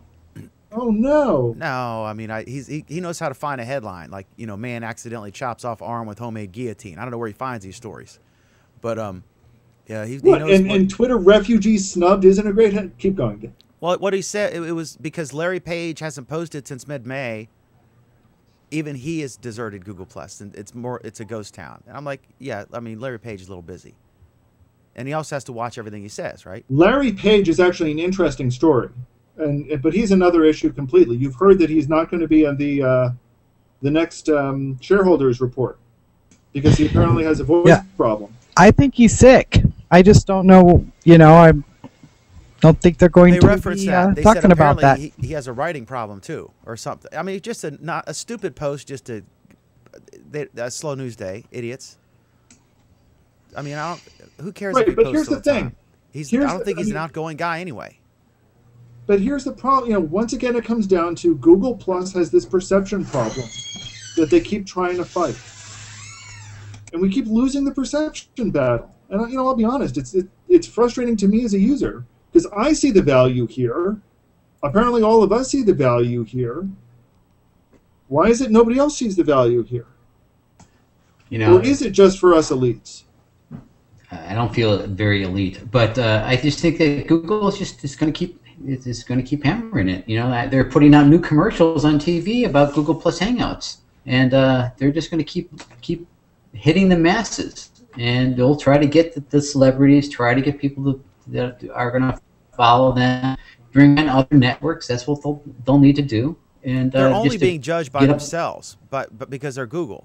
Anybody else, if it was any social network, if Tom Anderson had started a new social network after a year ago.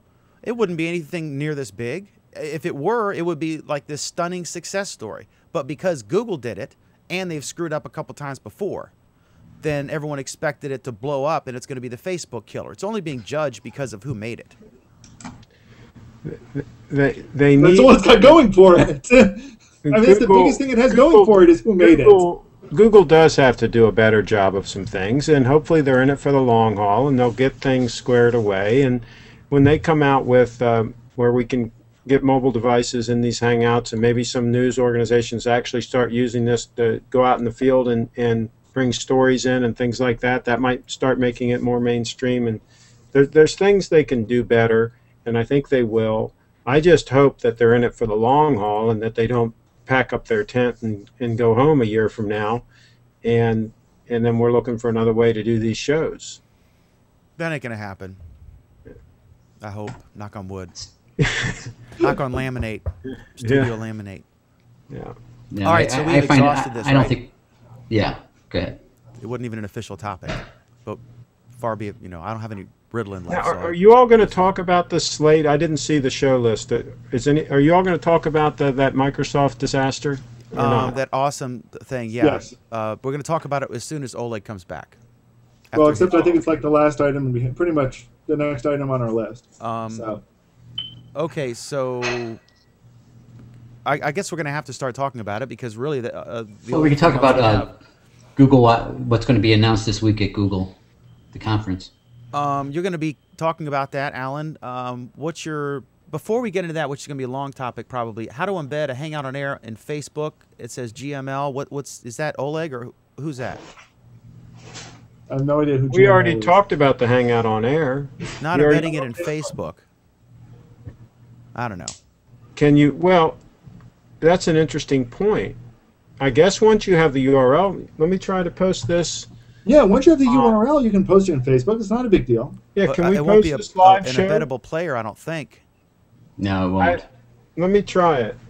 I'll mute my mic and I'll try. You can post a live streaming link on Facebook. Yeah, but it won't be a player like if you placed a video. Right now and see. What do you mean? I mean, it's a typical YouTube player, right? No, It's not. What I mean is, if you post a regular YouTube video, it will be a player. You can click on it and play it in the stream.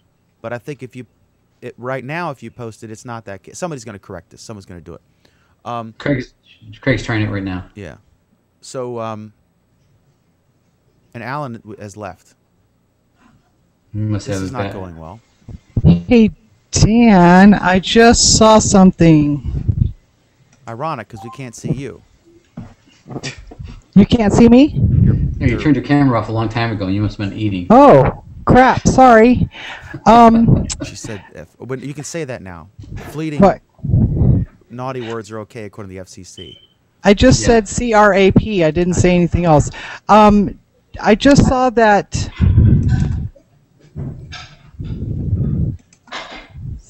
That what? Facebook stock is at $33. It's making a comeback. Pam, we can hear you. We're getting breathe. heavy breathing. Oh, sorry. Pam. No, I kind of like it. But what were you saying? You did half a sentence. My cleavage too. Alan is back. There we go. That's the readership we're looking for. All right. Alan I is back. just saw on Flipboard that a verdict was in on the Jerry Sandusky trial. Really? I'm looking to One see guess if on the verdict.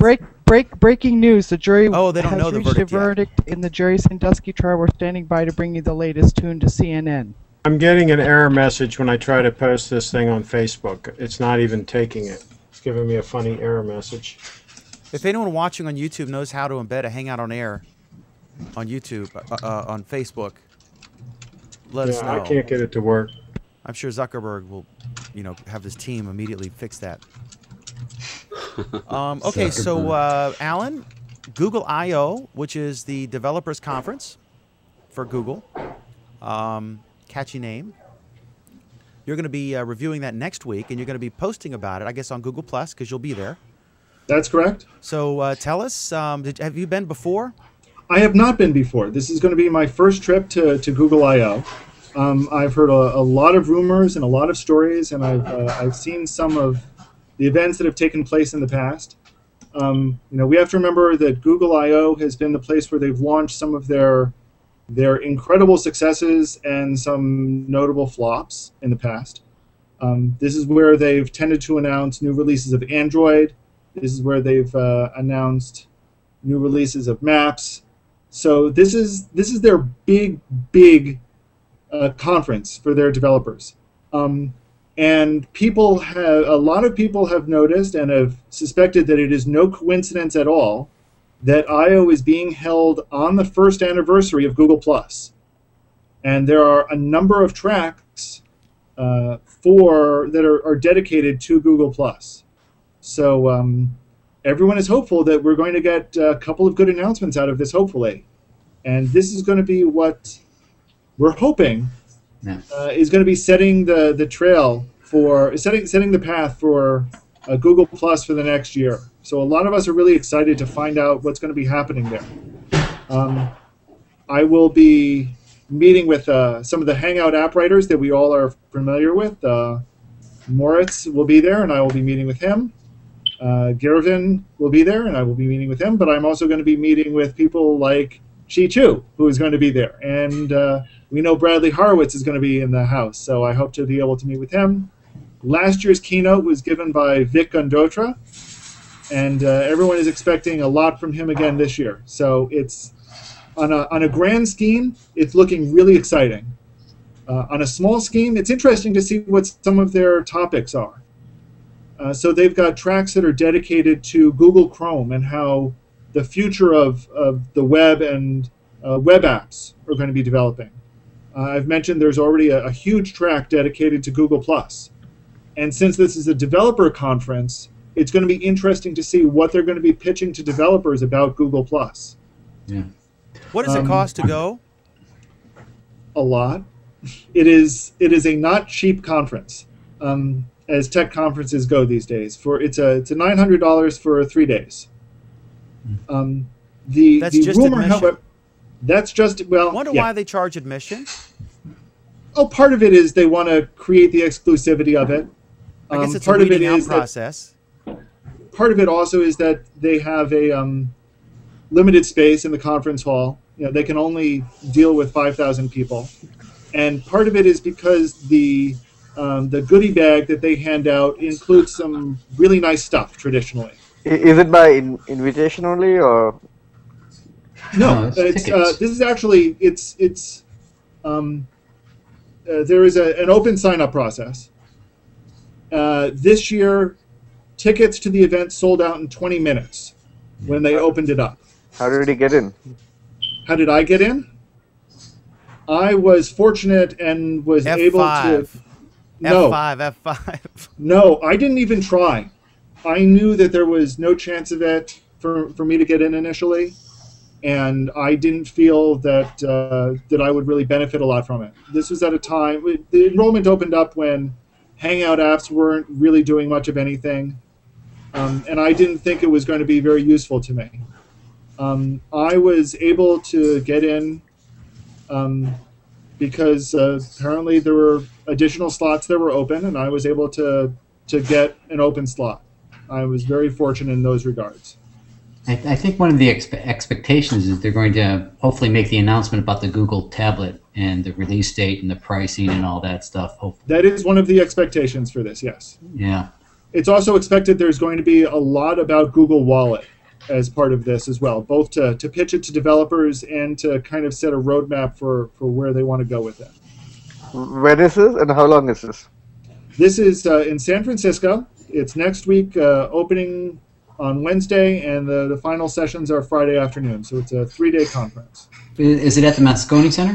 It is at the Moscone Center. Everything's at the Moscone Center. Yeah.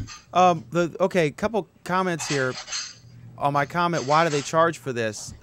If it's $900 and it's 5,000 people, they're grossing $500,000. I mean, they spend that on lunch.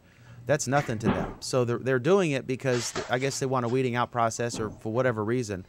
But it's to their. I mean, all these people are going here to train and swap ideas on how to develop stuff using Google's products. So they're very wanting people to go, and it helps Google. So they get way more than $900 benefit by Alan going, even if they didn't get his $900.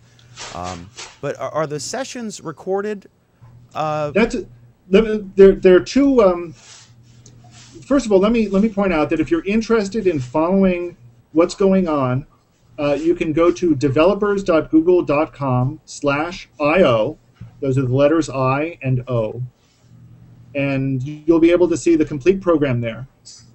This year, they are streaming live all of the keynotes and selected sessions. And I believe all of the Google Plus sessions will be streamed live. And it's not just. I'm sorry, Alan. Go ahead. So, in addition, every other session that is there will be recorded and made available later. And in fact, they have started doing what they're calling I/O tutorials in advance of the actual session. These are 30-minute getting started, learning the very basics of some of the technologies they're going to be going over. And these are all being recorded and made available to developers now. So even if you can't get to I/O itself, you'll be able to see all of these later.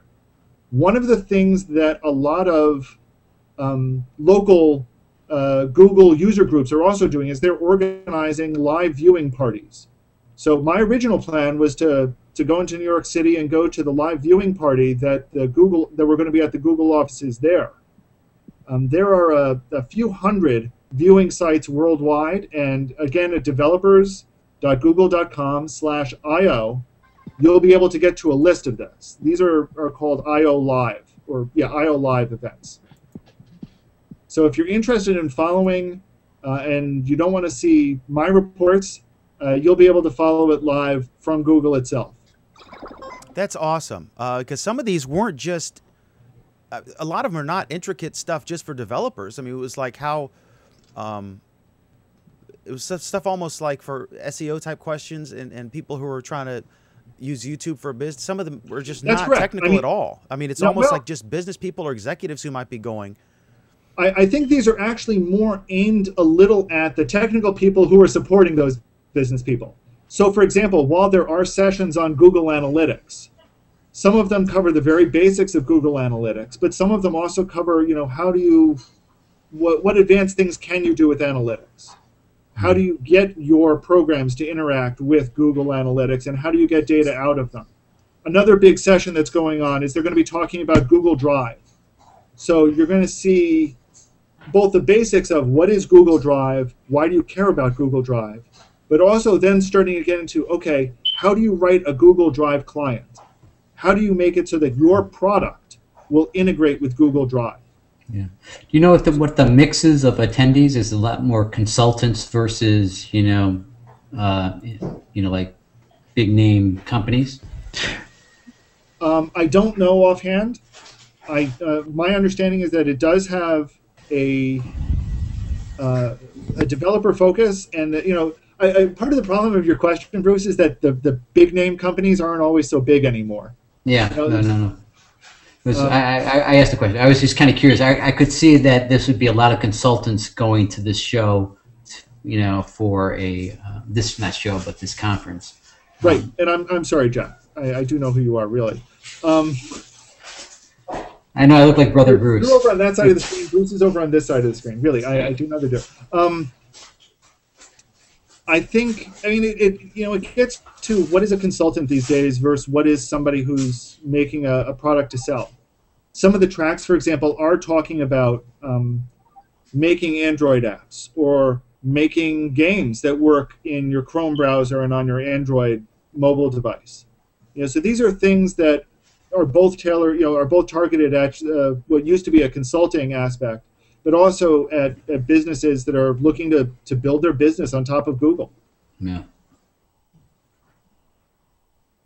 Should be exciting. Should be fun. I'm really looking forward to it. I've got to tell you, it's So where are you staying in the city?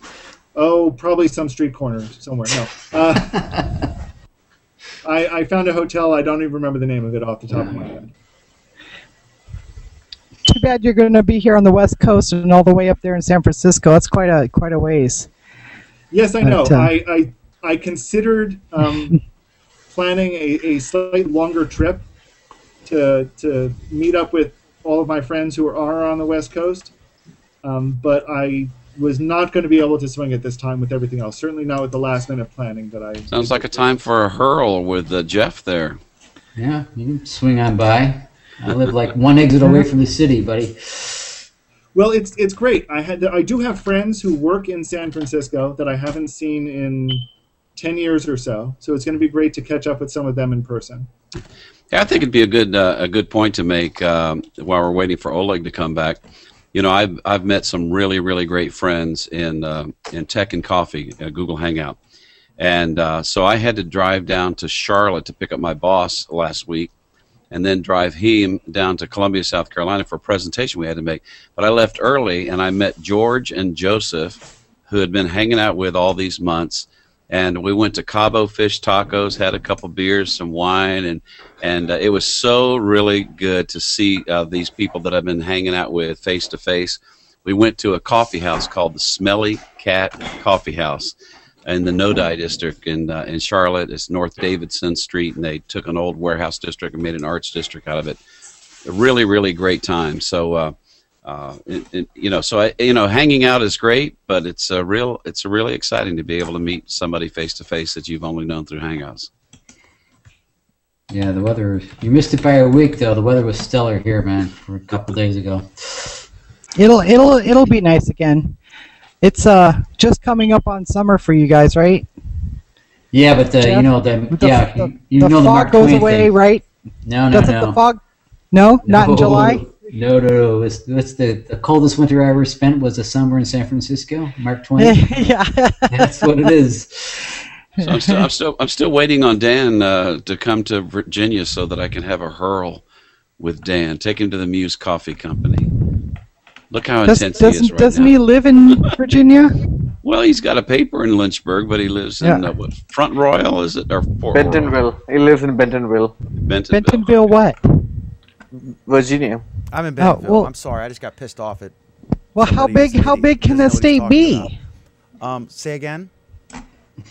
Bruce says that you guys haven't even met or anything for coffee, or you guys live in the same state. We're 3 hours away. So? I mean, it's time, but yeah, we'll meet. We'll hang out. Sorry. We'll have coffee. Nothing like putting Dan on the spot, right? On Well, the he's show. always he's up for There you go. he's up for any kind of food meeting because he's always every time he talks about and they Dan, have the most amazing crab eat? legs there. They have Dan, do you not eat? I do eat. I'm just picking on Bruce because he always. Oh. Deep fried pickles. There, Yeah. there you go. This is for Alan. I put it up for him. The weather, buddy, 62 degrees. Okay. Considering that it's about 100 degrees here right now. Yeah. Exactly. It's 100 degrees here. As long as it doesn't rain, I'm not gonna. I have no beefs at all with the weather. Okay. Rain will just annoy me. So do we have? I guess we'll talk about Surface now. Yes. Yeah, let's talk about this, Joe. All right. So That's Surface, what I've been waiting for. Surface is a tablet, laptop, almost. I guess the only thing I can compare it to, Alan, is the Transformer Prime, but It's a tablet with a keyboard. Yeah, tablet. Well, but the keyboard's only like magnetized. It's the same kind of cover as It's not. Let's better face it. thing. It's a disaster. The thing is a disaster waiting to happen. It doesn't have the benefits of a laptop. You can't put it in your lap, right? Okay, duh. You have to have it on a table in order to use this keyboard. It's got a No. Doesn't it have an on-screen keyboard? I'm sure it does. well, I mean, they use the keyboard that they showed, which they wouldn't let anybody use, by the way. Doesn't it have an on-screen keyboard? Yes, but we're talking about the thing that differentiates it is this case that folds out to become a keyboard. And the point is, you can't. It's got all the worst features of a laptop and the worst features of a tablet, and none of the benefits of either. So it's going to have terrible battery life. It's going to be kludgy the way it runs. It won't have any apps. The keyboard probably will not work worth a damn. Other than all of these things, it's going to be a great unit, and it won't have any battery life, by the way. And you forgot the price, Craig. You forgot the price. And it's going to be expensive. Other than that, it's going to be a great device. Now I want to hear what you guys have to say.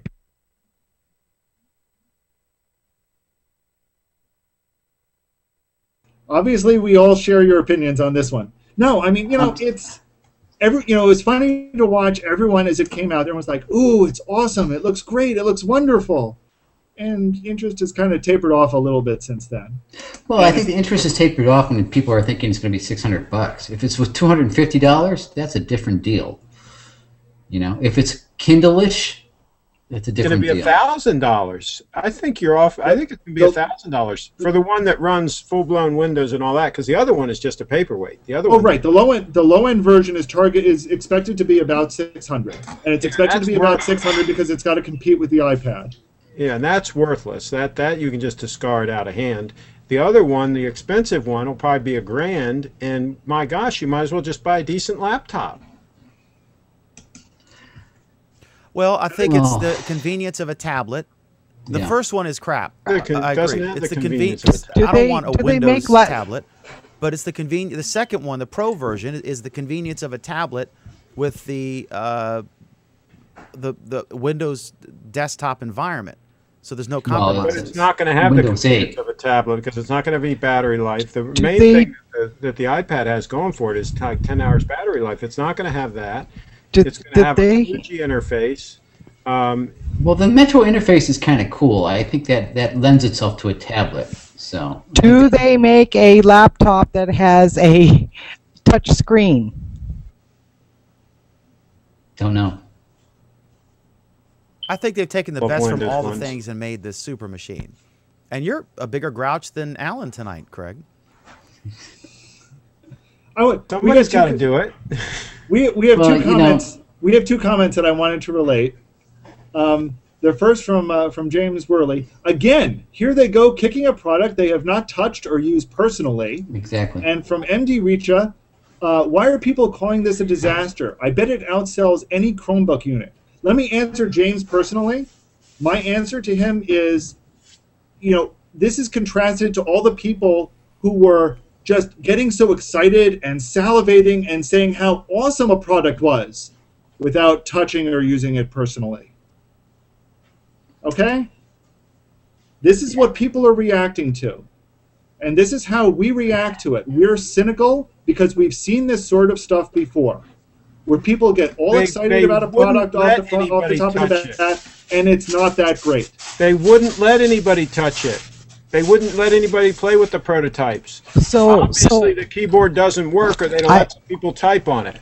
I heard Leo Laporte this morning, and he said that he believes that it was a rough prototype, probably not fully functional, and that is why they rushed it out. Yeah, which is fine. I would expect that. That doesn't surprise me, and I think that's normal. I don't have a problem with that. Okay, Bruce, why don't you read what you just typed in our little chat there, just to put things in perspective. Well, yeah, I'm on a CNET review. I'll put the link in the chat as well if anybody. Maybe you can post that on the YouTube comments as well. And the comments are rather interesting. I mean, the first and most recent one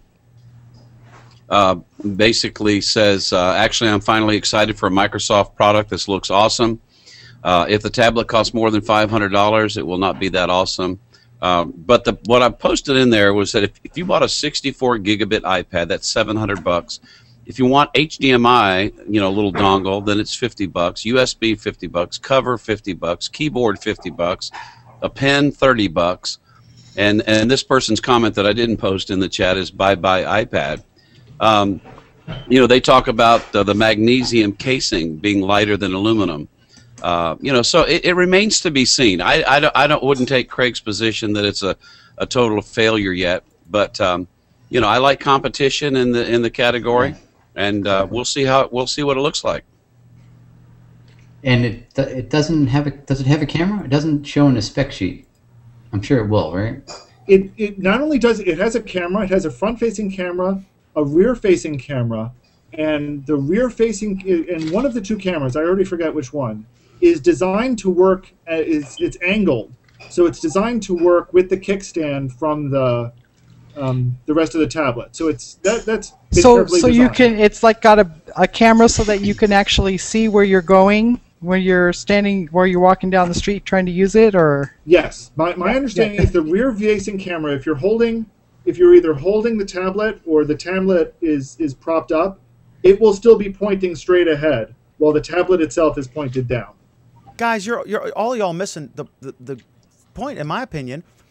It's the full Windows experience on a tablet. Correct. For example, you could join a Hangout on Air from this tablet, not from an iPad, unless they. However, Dan.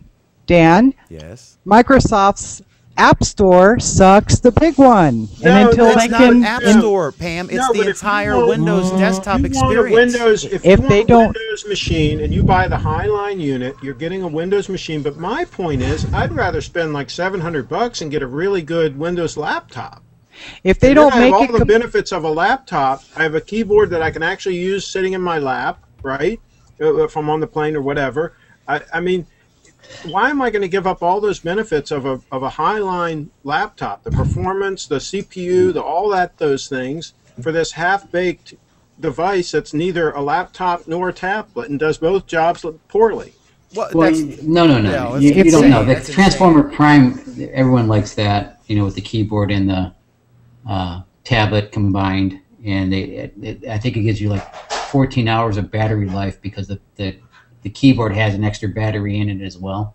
So, there are applications that do well in that environment. If they don't include some kind of app compatibility for the touch screen, then it's going to be really useless. You want to talk about a brick. I mean, really. They're going to have to do something, because the apps are meant for these touch screens and stuff like that, and the Windows experience isn't. I think by definition, The new it's going to Windows, be. aren't they designing the new Windows for touch? I haven't seen it. I can't speak to that. I mean, that's what I thought it was all about. I don't know why we're Yeah, talking no. about an app store for the higher end one, Pam. It's regular Windows. I mean, you could run Photoshop full blown Yeah. on it. It It's sounds a like some regular people Windows don't machine. know, are talking about something that they don't know very much about. Go to the CNET review link that I put in the chat. Learn something about this device before you start trashing it as to what it can't do, because it, I mean, it may not be good, but How come they didn't talk about battery life at all? How come they didn't even mention it? have you been to the site? It's got a 42 watt-hour battery in it. Craig's just upset because he obviously has no more room on his desk to fit another machine. I and will is buy going to one. trash it. If it's a good unit, I will buy one in a New York second. I will play this back and you will eat your words. If it's got Punk. great battery life, if it's reliable, if the keyboard works halfway decent, I'd love to have one sitting here on my desk. No problem. Well, I just got back from a plane flight. You don't have to use the keyboard. I mean, people using iPads, they're using the built-in keyboard. But when I was at the home office, everybody that had an iPad also had a Bluetooth keyboard sitting in front of it, and a case that would accommodate all this stuff, which makes it bigger and thicker and bulkier. But for the full Windows experience, I think that's the key thing that Dan's brought up. This could be something really nice. So. I mean, the only time you need an iPad, you cannot do everything you could do on an Apple computer or Windows computer on an iPad. But the iPad is very convenient to take with you and to sit on the john or a bed or on an airplane or whatever, and it does cool things. You can run your apps or whatever, but it's no substitute for the desktop environment. It's just the portability, and it's a small like a book. Well, this thing gives you both. I think it's going to be epic, and it looks cool. But Dan, why not just buy a laptop? Exactly. Because Why not you just can- buy a 13-inch it's laptop? Because it's a touchscreen, and you could detach it, and you could There are always plug in laptops all your with crap. touch screens. What? There are laptops with touch screens. There have been laptops with touch screens for 20 years. Well, why? I asked Why does you- anyone buy an iPad when they could just buy an Apple laptop? I don't know. Well, but an iPad Because- truly is small and portable. It's got a ton of apps and all. So you're comparing apples and oranges. I don't think so. I think this is a small and portable but expandable Windows computer. It has all the benefits of the iPad, but the full Windows desktop experience. You can run full things like InDesign, CS2. You can run the desktop version of everything. You're not compromising and looking for a fairly good but still scaled down from the desktop version of every program to run apps. No one can tell me any app that is on your phone, like the Google Plus app, in any way remotely compares to the experience on the desktop. You're going to have go, that Dan. now. On You your go, mobile device. go. Damn it. No, I mean you're 100% correct if the thing performs. But I suspect that the CPU is going to be a little bit underpowered for what you're going to want to do for a full-blown Windows experience. I suspect that the battery life is going to be questionable if they do put a powerful enough CPU in there. So they got trade-offs here. Yeah, but I mean, I don't know. I'm usually, hopefully, I'm not on a damn iPad for 10 hours straight. I mean, hopefully, I'm next to a power source and sitting down. I mean, do you actually, don't you? Do you use your iPad 10 hours a day? Where you're Well, not next to a power I source? always have power near me, or I can Okay. charge it in the car, so I'm not a good use case. But a lot of people No, make you are, a big Craig. point of that battery life. A lot of people, that's a big deal to them. Not to me. And same thing with the phone. I top it off when I'm in the car. Just plug it in when I'm in the car. But a lot of people do tout battery life as a big buying decision when buying a tablet. Yes, but I can't imagine. I mean, 8 hours versus 10 hours or whatever. I mean, that's I'm not going to be on it for 10 hours. I remember Michael Arrington when the iPhone first came out. He said, "I love the iPhone, but I wish I could go to the bathroom without having to bring my charger." Mm-hmm. But I mean, it's a trade-off, But I mean, I don't know. And the professional one comes out like 3 months later, I think, from the. We don't know. They haven't announced any dates yet. I'm optimistic and you're pessimistic, so we'll meet in the middle and say it's awesome. I think the market has just too many devices. Are you kidding me? That's insane. No, I think It's almost 2 pounds. That's a pretty hefty tablet. It's 1.5, isn't it? I thought it was 1.5. I'm saying, what would Dan say if the A next pound is iPad? 16 ounces. What is a gadget versus a computer? You know, it's like, for example, like the Google tablet. If it comes out for $250, would you buy it? If it comes out for $600, would you buy it? You know, it's a price point. $250, you probably say yes. $600, you would be hesitant. Do we agree that for two reasons, they're very smart to release the dumbed down version and make people wait for the Pro version, because a lot of people are going to buy it because it's new and cool, and they're going to sell more of them, and it's going to be a push for the Windows 8 portable platform. And also they'll have 3 months to, oops, you know, if this is screwy, we got to fix this. Or it's probably too late to fix anything by that point, right? You can't change your factories in 3 months. They're probably not launching the Pro one because it's not ready. It's probably buggy. I have to tell something to Craig. What you are overlooking here is a lot of enterprises actually use iPad as their default tablet for people like, you know, the top management or middle management or senior management, whoever. But if you actually get a full Windows-based laptop with Microsoft Outlook and all these things functioning, I'm pretty sure a lot of enterprises will look at that, because they don't need to actually get their stuff working on a Apple OS or iOS, whatever. So who knows? I wouldn't be surprised if what you're saying is true, but I'm just saying, for me, I would rather buy a relatively high-line laptop for like $700. I'm not talking about individuals. I'm talking about corporations. Yeah, even if I was the corporation, I'd buy one of these thin, you know, these ones that are like a MacBook Air clone almost. They're real thin, they're really cool, and they're real well made, and they're like, some of them are like $1,000, some of them are like 800 or whatever.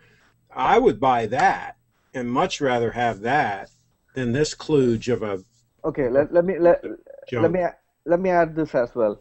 Right now, people who carry around iPads in offices, you know, when they go back to the desktop, they're using Windows XP Professional or whatever, and then they're using Outlook. I'm talking about majority of the corporations which I've seen. You know, there are a lot of smaller private companies or startups which probably is using, you know, open source or Linux-based technologies, blah blah blah, but majority of them, if you look at American corporations as such, use Windows. You agree with that?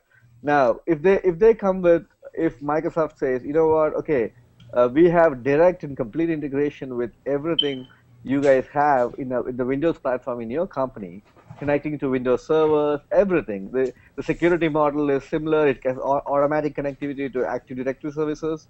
What are you going to do? What is a CIO going to do? Hey, real quick, let me just chime in. Jerry Sandusky's been found guilty on 45 of 48 charges. Wow. So he'll probably get a few years. Yeah, and to your point, Sreek, you take this device to your desk at your workspace in your cubicle, you open it up, it's got a mini display port. You hook it up to a big 23-inch monitor that's sitting on your desk, and that could become your workplace PC as well for a lot of things that you do. Right. I know people right now who are using iPads within corporations who cannot really have a full-fledged Outlook running from, you know, Mac OS has Windows Office software, but does iOS have it? A full-fledged, I don't think. But you know, there's a bunch of these Ultrabooks out there. I'm looking on Amazon right now. There's a ton of them. They call them Ultrabooks, these high-line laptops. A lot of them are real thin, and some of them are made of magnesium, and some of them are made of carbon fiber. And I mean, these are really nice units from what I've heard. And they're anywhere from like $700 up to $1,000 or whatever, which is probably the price range that this other thing's going to be in.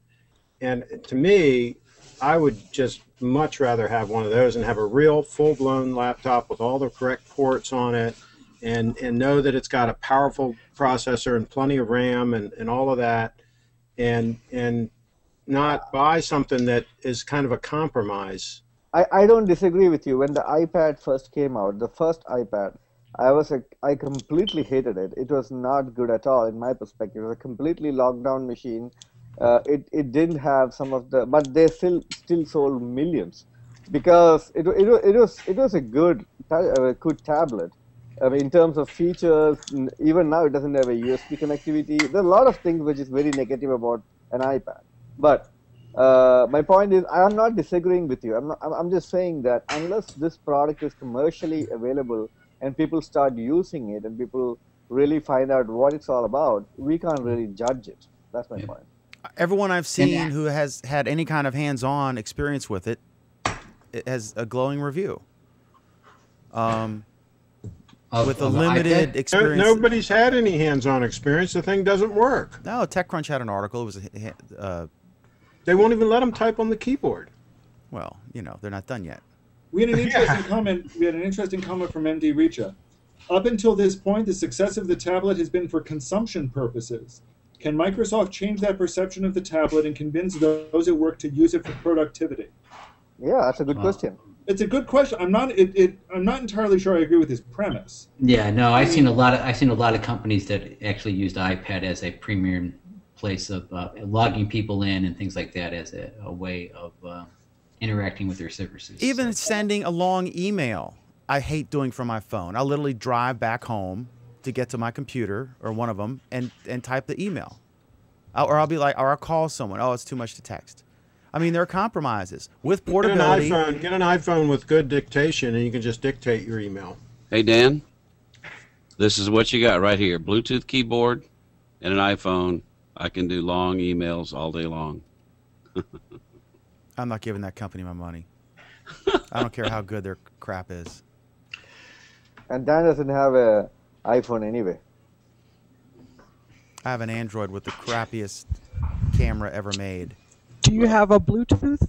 This keyboard will work as well. You don't like Targus? Is Targus the company you don't like? No, I don't like Apple. Oh. Why is that? Bluetooth keyboard for your crappy Android phone. No, I mean, I'm sure the iPhone's awesome, but and I assure you that my phone is crappier than your phone.